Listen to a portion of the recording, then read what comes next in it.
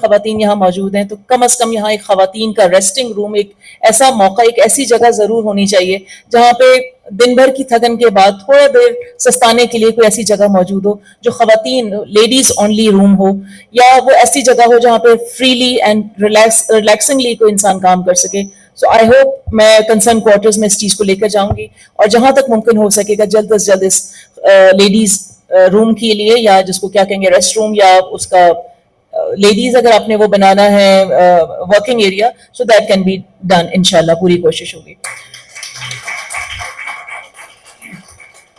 میں ایک اور چیز بھی دیکھتی ہوں کہ شاید یہاں پہ خواتین ہیں، اور مجھے پتا ہے کہ خواتین، میں خود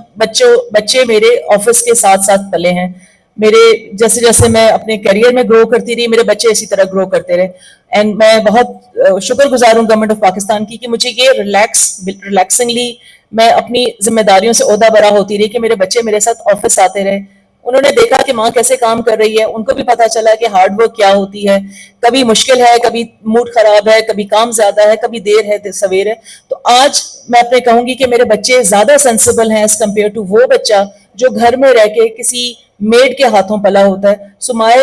کہ میرے بچے جو ہے بہت اچھی طرح سمجھ سکتے ہیں کہ اس وقت ان کی ماں کس وقت کس جگہ مصروف ہے، یا اس وقت کس مشکل سے گزر رہی ہے، یا کیا خوشی کا عالم ہے کسی بھی صورت. تو آئی تھنک یہ جگہ جہاں پہ آپ لوگ کام کے لیے آ رہی ہیں، مے بی یہاں پہ ایک ڈے کیئر سینٹر ہونا چاہیے. آئی ڈونٹ نو وہ ہے یا نہیں ہے، تاکہ کوئی ایسا وقت جب آپ اپنی ذمہ داریوں کے لیے کہیں باہر نکلی ہیں تو یہاں پہ، یہ تو گورنمنٹ کی پالیسی ہے کہ ایک ڈے کیئر خواتین جہاں بھی کام کر رہی ہوں تو وہاں پہ ہونا چاہیے. سو آئی ہوپ اس لیڈیز روم کے ساتھ ہم اس کی بھی کوشش کریں گے کہ اس چیز کو مینیج کر سکیں،